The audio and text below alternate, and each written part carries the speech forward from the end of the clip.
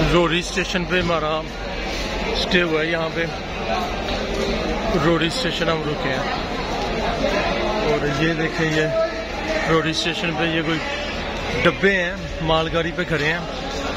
Accident डब्बे हैं ये, इनका एक्सीडेंट हुआ हुआ है। ये देखें,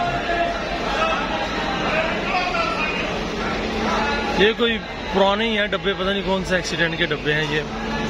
अल्लाह ताला सबकी हिफाजत फरमाए। ये देखें,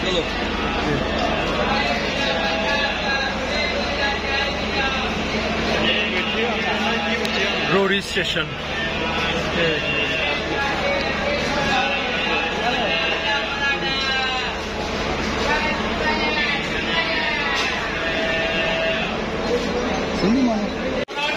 ये जी रोरी स्टेशन पे आइसक्रीम भी मिल रही है, बर्गर भी बन रहे हैं, पराठे भी बन रहे हैं, बर्गर भी मिल रहे हैं।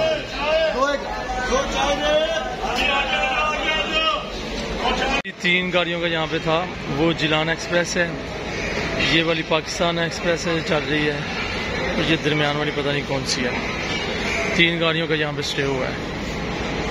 अच्छा करें, रोरी स्टेशन है ये, लाहौर से कराची जाते हुए। और ये